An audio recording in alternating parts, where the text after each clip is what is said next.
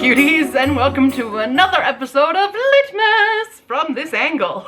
There's gonna be quite a few videos like this, so hope you all like it. Today, we're talking about all the indie books that I read this year thus far. There's gonna be more that I'm gonna read after filming this video, but like, you get it, okay? Timing, Litmas videos have to be done early. It's not including every single indie book that I've read this year, but it's a majority of them, okay? Let's get it. There are actually 20 books, so I'm a little disappointed in myself considering how many books I have read this year, and only 20 of them have been indie, 2 of which have been picked up by traditional publishers since my reading of them.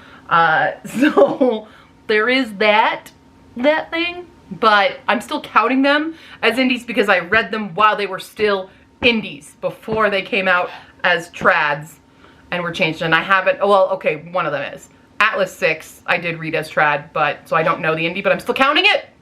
Half a Soul I read the indie version. So these are both independently published or self-published books that I have read this year. So we are ranking them in order of when I read them. That's what their current placement is on the screen. And we have 6 categories. So we have Deserves All the Money. We have which is the top tier. It's just, it's like, I don't want to say should have been trad pub, because I don't want to condescend to self pub and being like they're not good enough for trad pub, because it's not about that. It's just both are equally viable publishing options, but they deserve everyone to be buying their book. That's what I mean by it. Next, just a little bit lower than that, is To Stop Sleeping on This Book. These are books that are just, they're great. Maybe they have 1 or 2 things that I'm like, okay, could have been improved on, but I think people should, in general, be reading them. Then we have Decent Enough to Tempt Me, which is like, it's good. It's a pretty good book. I enjoyed it. Maybe has a few things in here that I didn't necessarily enjoy, but like solid read. We get down to this lower half, and it's which is It's All Right but Not For Me. And this is like, there's nothing really wrong with the book, it's just not my personal taste in what I want to be reading. And then we have Needs More Editing and Revising, or revision. So these are books that I'm like, yeah, these are people who did not necessarily have a good editor or even have an editor, and should consider going back on it. And then this should not have been published. It just shouldn't be published. There's no reason for this to have been published.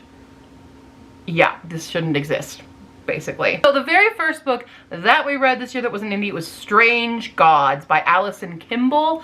I really did like Strange Gods. I don't think it was necessarily the absolute best.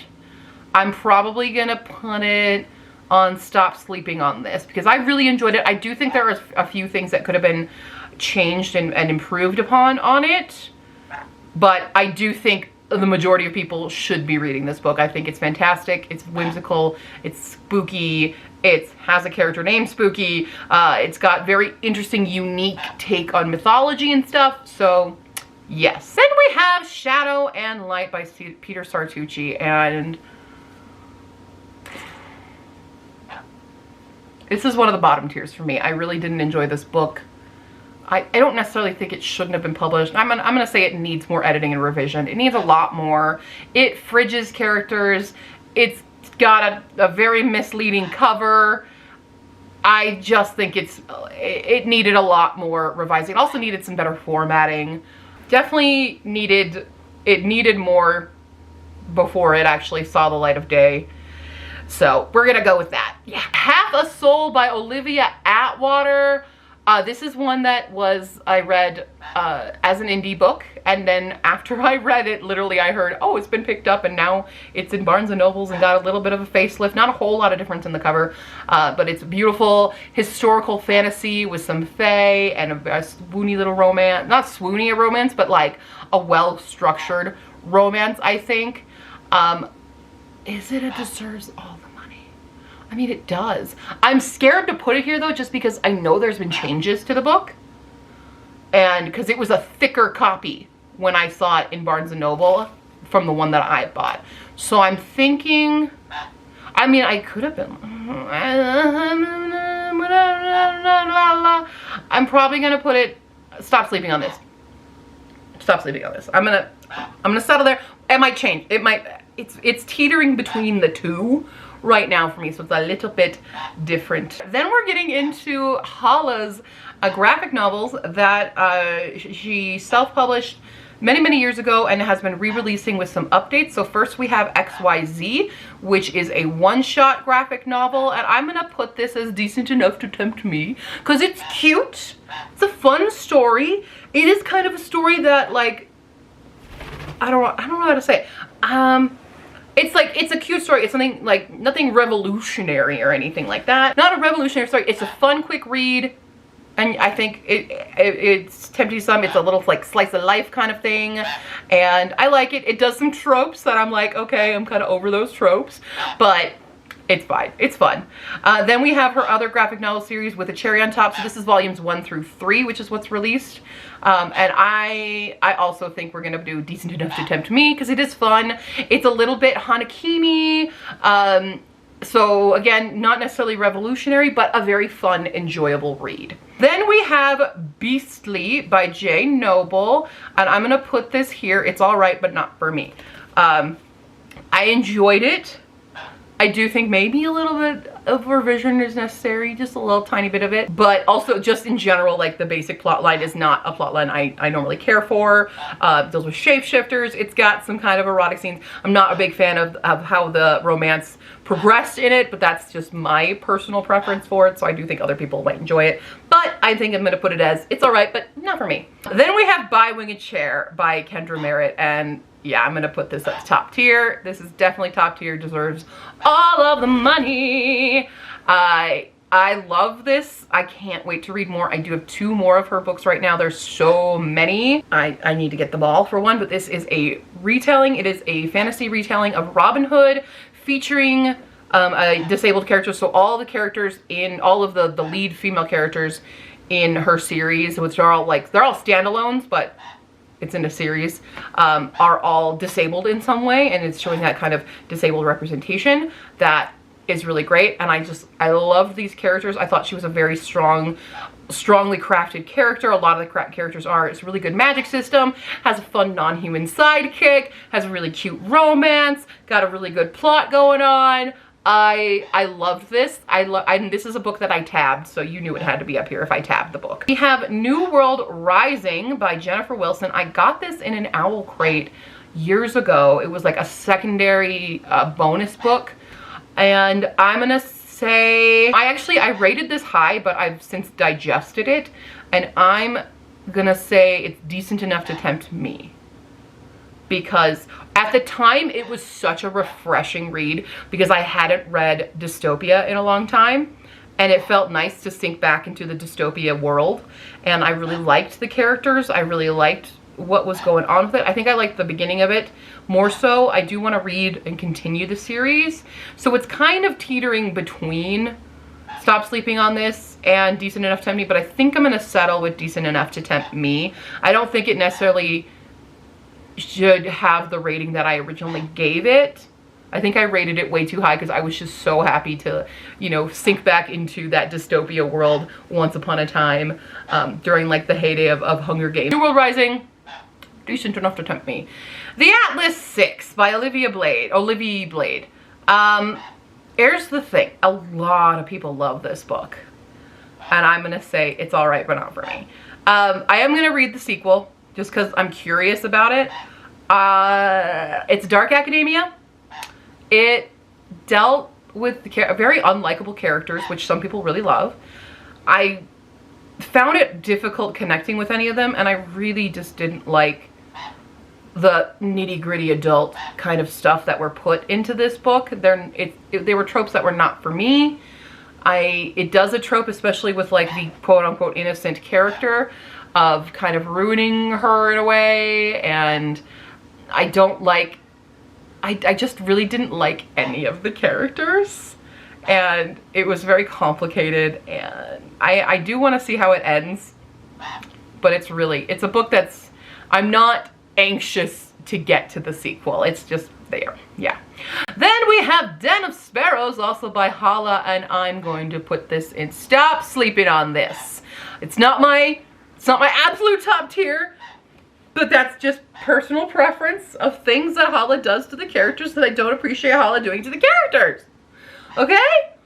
It's tragic, it's sad, it's very intense. It's not sad and tragic. Well, it is. It has elements of sad and tragic, but I don't want people thinking you're going in just to read a sob fest. You're going in getting a very stressful read. This is the sequel to Tower of Dogs. I really do love Hala's world building in this. I love our characters.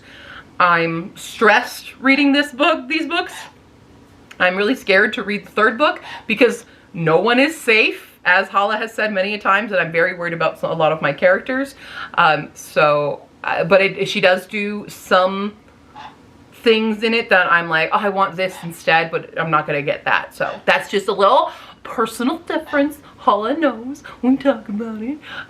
So I'm going to say stop sleeping on this for Den of Sparrows. Y'all should read it. And we have Cattails by various authors. I'm going to put this as decent enough to tempt me. It's an anthology. I'm not a huge fan of anthologies, just because there's so many short stories, and there's like some that you really love, some that you hate, and a lot of mediocre in between. I do think Cattails had too many stories in it, and especially too many set in the same timeline, because it's war zone. It's about cats in different wars, and so naturally you're going to get a saturation of like World War II and stuff, and a lot of Egyptian based things, because it didn't feel like other authors had a lot of originality in it. Now there were some that were very original and really awesome, Lena's, and there's a few that are like, even they were original, but I still didn't quite enjoy it. So I'm gonna put it there because it's like, and I've never had an anthology just like blow me out of the water. They're all kind of mediocre to me because there's so much variance within. Then we have Here Witchy Witchy. This is No More Black Magic, Here Witchy Witchy book 1.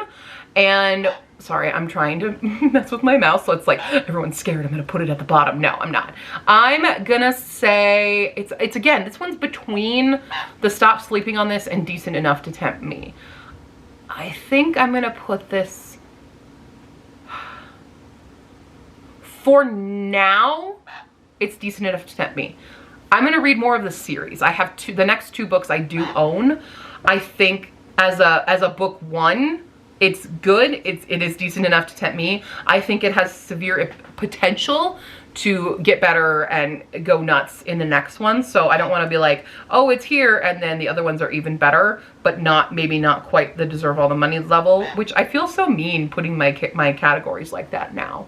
But you get what I mean by it, I hope. I'm not trying to be mean. But yeah, so this one I'm going to say is like, it's kind of in between these 2, but I'm going to put it on Decent Enough to Tempt Me. It's good. The thing about it that I'm like, it's fine, is it's set in like, where is it set? Is it in Chicago or something? Or am I just thinking it's Dresden? Because it had a Dresden vibe, which I'm not a huge fan of. I don't like the nitty gritty detective thing. Like, I've never been a fan of detective stuff. That's a personal preference, but I did like the magic. I liked the character for the most part. There were some parts of it where I was like, okay, enough with that same line of thinking. And I do like that we're kind of building a slow burn possibly with these characters. So it was more focused on plot than anything. So I do think there's a lot of room to grow with it. And we have Promises Left for Dead by Beckham Lore, and this is the first book going right down here, and this should not have been published. You can see my full rant in the, when did I read this? July vlog. This was like blatant plagiarism. It was blatant Hunger Games Mockingjay and Divergent plagiarism. It had almost word for word scenes in it.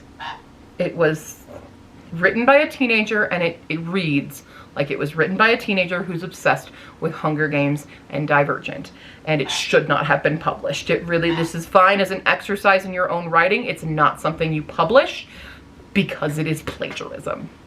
And I'm really sorry to like keep putting that out there, but it's not, I would never recommend it to anybody. I feel very sorry for the author because I'm like, I feel like years from now, after this has been out, you may regret having done this. We have Paladin's Grace by T. Kingfisher, and I think it's gonna go up here. I I really, really loved this.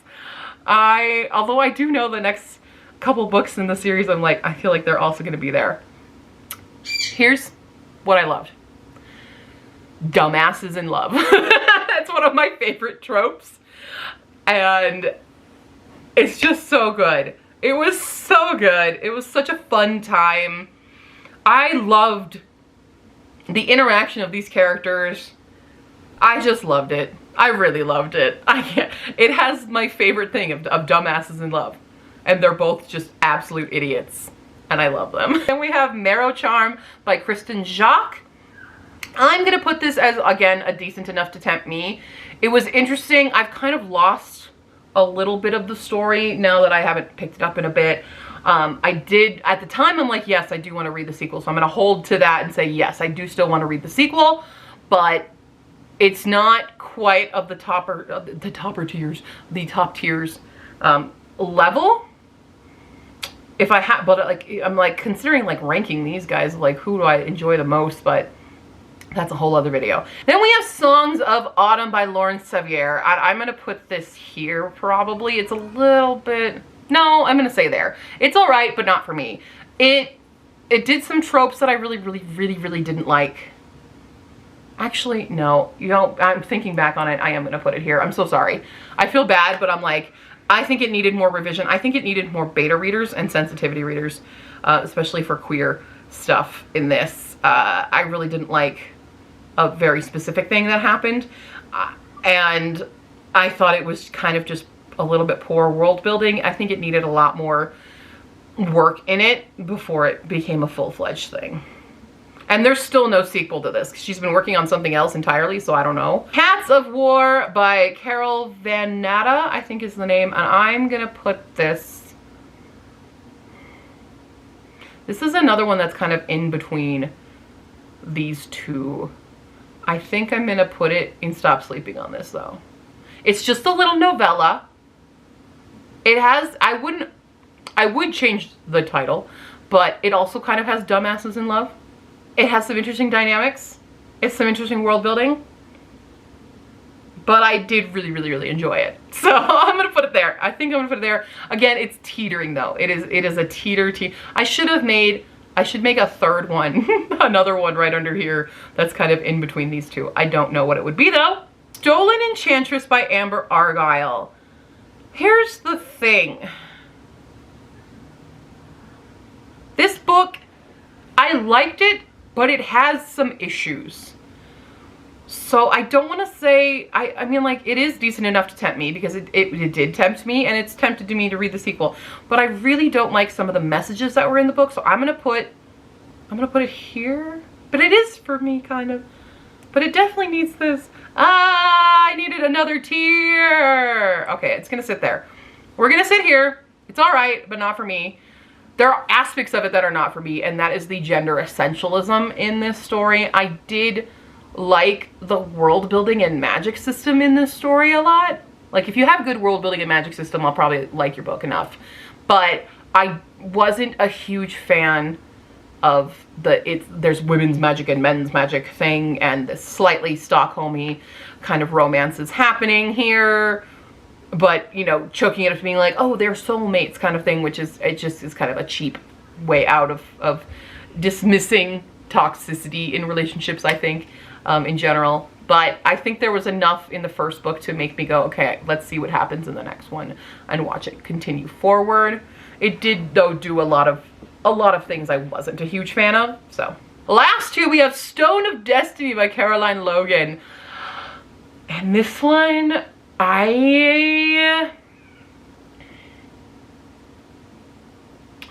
it's teetering between these two, to be real.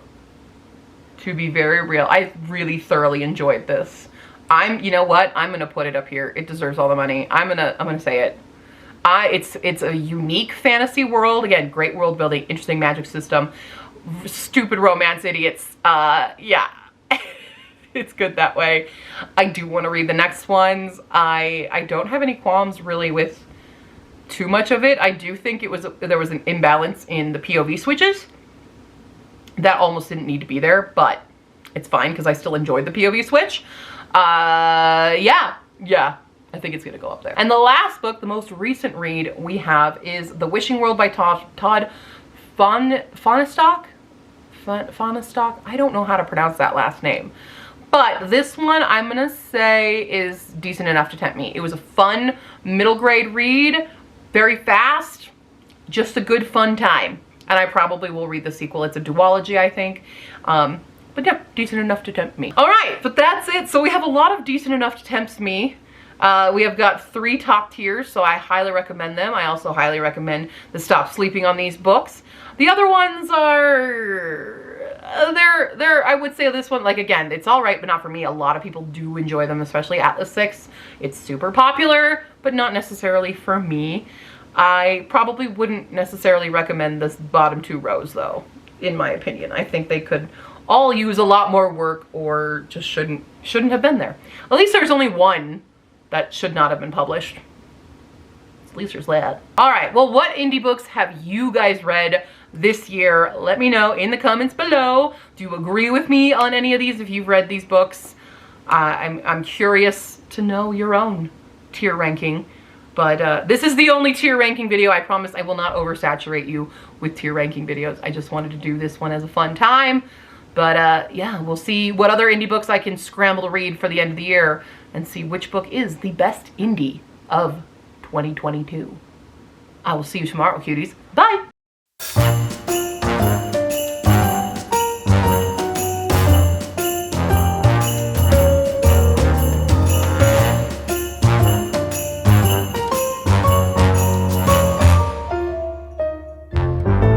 Do you want to say hi?